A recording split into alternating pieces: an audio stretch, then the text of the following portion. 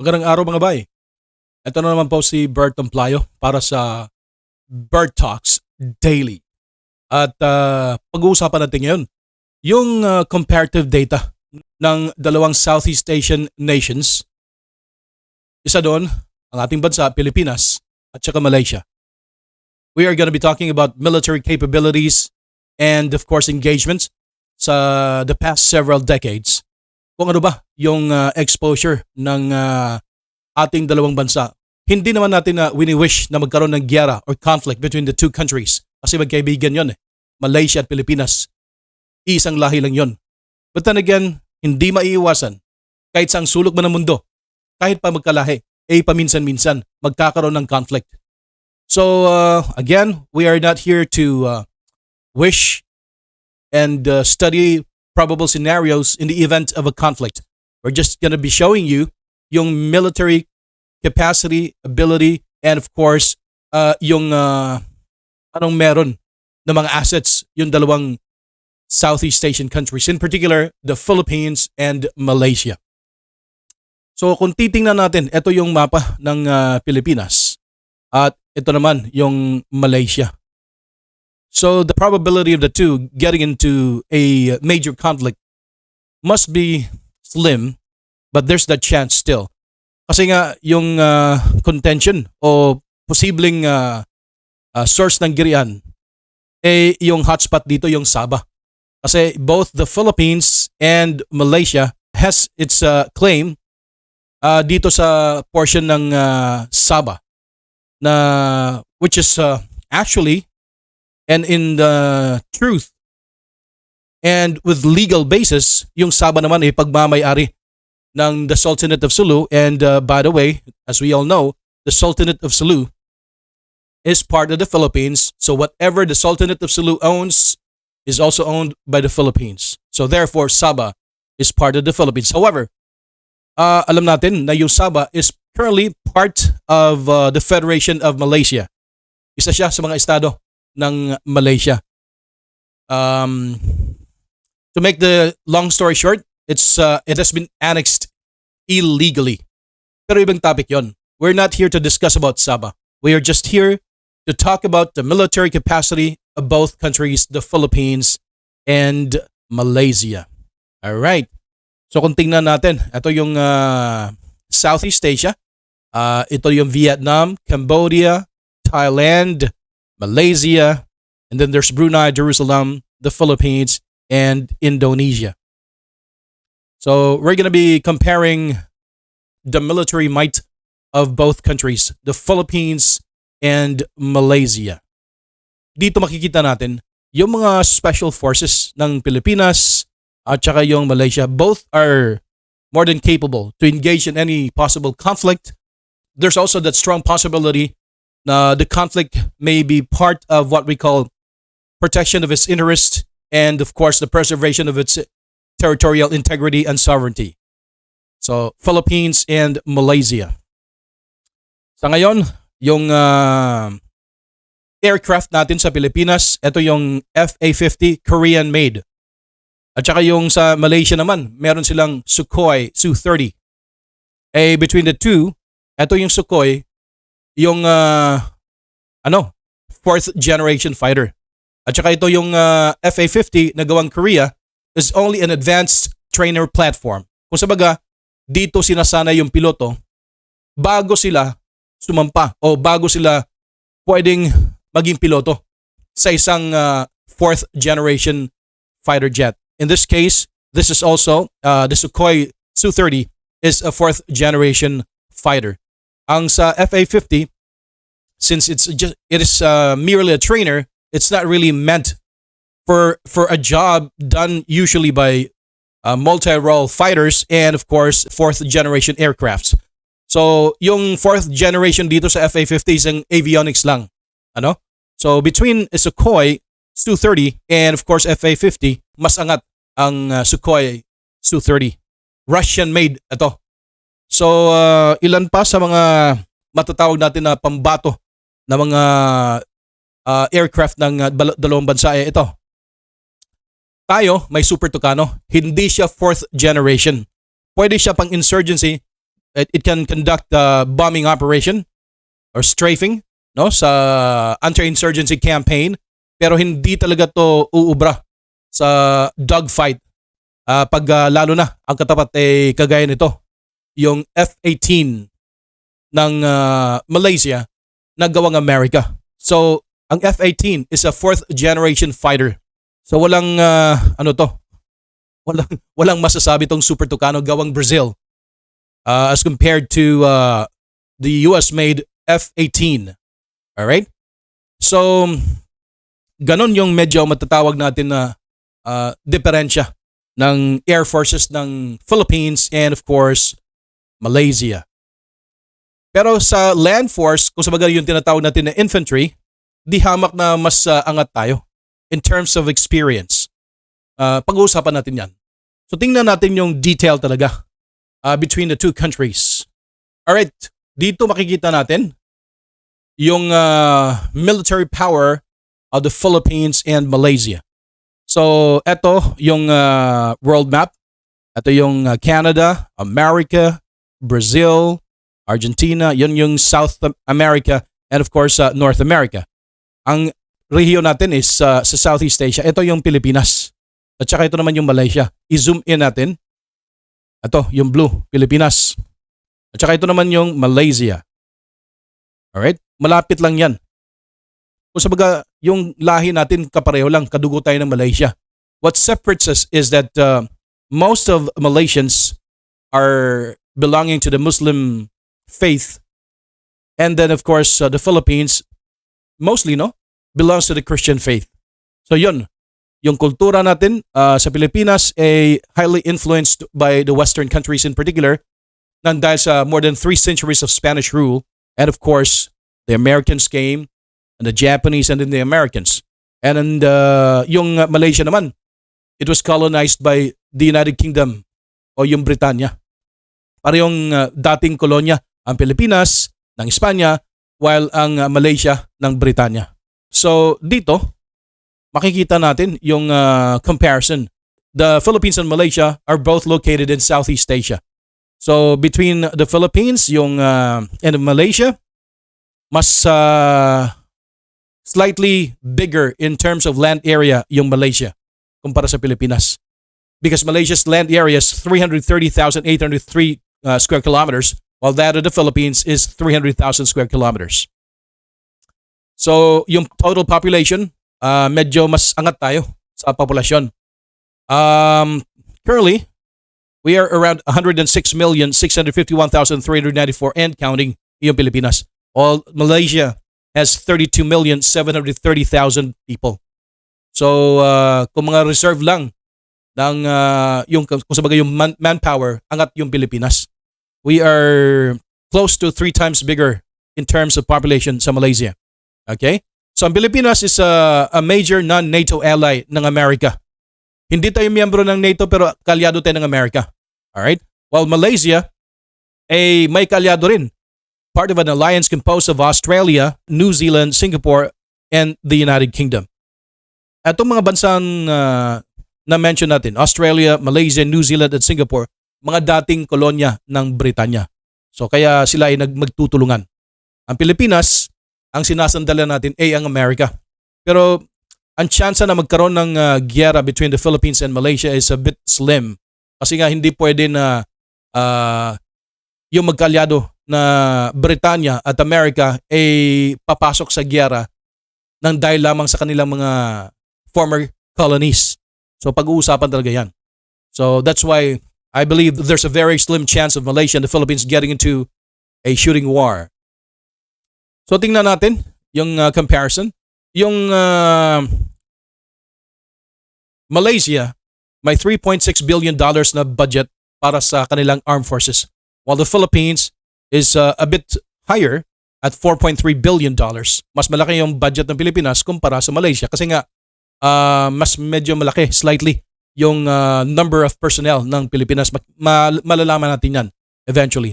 But then again, kung titingnan natin yung percentage sa GDP ng ginagastos ng bawat countries, masangat slightly ang Pilipinas at 1.2% sa GDP, while Malaysia is at 1.1 or 1.16% sa GDP.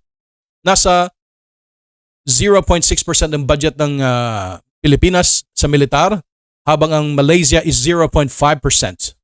Alright? So yung personnel. Dito, angat yung Pilipinas in terms of paramihan. We have an active personnel of 140,000 armed forces personnel, while Malaysia is 110,000. So sa reserve, meron tayo 770,000, while yung Malaysia medyo konti at 296,300. So yung available for military service, halimbawa magkagyera, ay tatawagin ng gobyerno at makikipaglaban, ay aabot yung mga Pinoy na ready for military service sa 25,614,135 as compared to Malaysia's 14,817,517. Obvious yan kasi mas lamang yung Pilipinas sa populasyon. Alright? So, it's a given. So, dito, makikita natin, ang Pilipinas, 0 yung tanks. Walang Malaysia is 48. Siguro tinutukoy dito is yung battle tanks or main battle tanks. Wala tayong makikita sa data na meron tayo dito.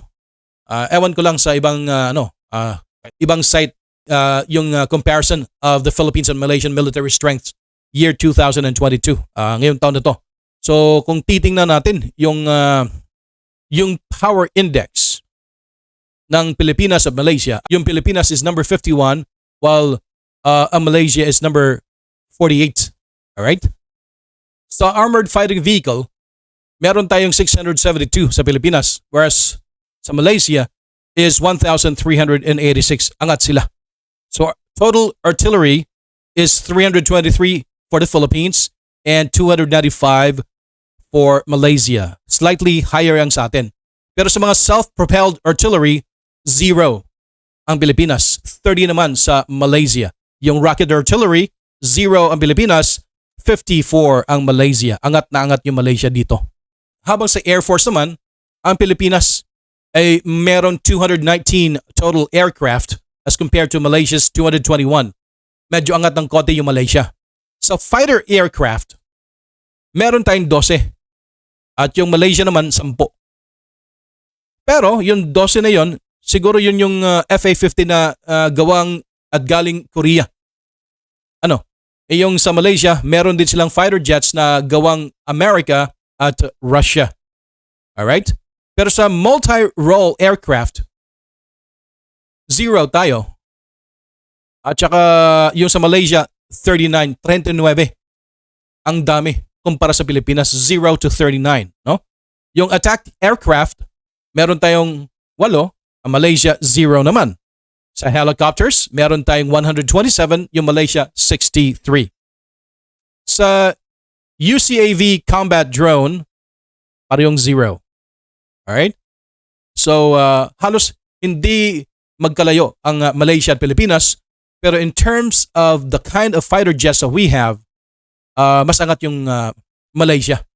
So, sa Navy naman, makikita natin na ang Pilipinas ay mayroong 129 ships as compared to Malaysia's 66. But do not get fooled. Huwag tayong masyadong pakampante. Kasi nga, between Malaysia and the Philippines, yung mga barko ng ating Philippine Navy, mostly ay mga luma. Pinaglumaan ng Amerika. And yung kinukonsidera natin ng mga bago is mostly second hand. Bagong pintura. In-overhaul lang ata yung ilan sa mga halimbawa yung makina. Di ba pa? Pero pinaglumaan ng Amerika. Mostly mga Coast Guard cutter ng Amerika na pinaglumaan. Ginawang Navy ships ng Pilipinas. Habang sa Malaysia, marami dyan. Mas bago kumpara sa Pilipinas. Aircraft carriers, obviously wala tayo. Malaysia at Pilipinas, parehong wala. Destroyers, wala tayo. Frigates, yung Pilipinas meron 3. Tsaka yung Malaysia, may 5. Corvettes, 10 yung sa Pilipinas, 6 naman sa Malaysia. Habang yung submarine, dito tayo, medyo nalamangan ng Malaysia. Kasi importante yung submarine. It serves as a deterrent for other countries na hindi basta-basta pumasok sa territorial waters ng ibang bansa kasi nga a submarine might be lurking around somewhere underneath na pwedeng titira sa mga barko nyo. Bagay na wala tayo at meron sa Malaysia. Alright? Nuclear weapons, definitely wala yung Malaysia at lalo na yung Pilipinas. So, punta naman tayo sa engagement ng dalawang armed forces. Yung sino ba sa dalawa yung may pinakamahabang experience o exposure sa giyera. Ito yung engagement ng Malaysia. Alright? 1948 to 1960. Nag-start yung Malaysian Armed Forces na na-engage sa giyera. 1948 to 1960. Habang ang Pilipinas naman, kung titingnan natin, yung listahan ng Pilipinas sa engagement ito is 1898 pa. So mas mahaba yung karanasan ng Pilipinas as compared to Malaysia in terms of conflict or engagement sa giyera. Ano? So marami na rin yung na-experience ang Malaysia. May communist insurgency rin dati sa Malaysia pero wala na sa ngayon. So yung current na struggle is yung Lahad Datu standoff. Yun lang. Habang ang Pilipinas ay maraming nararanasan na giyera. So kung sanayan, mas sanay yung mga Filipino sa pakikipagdigma.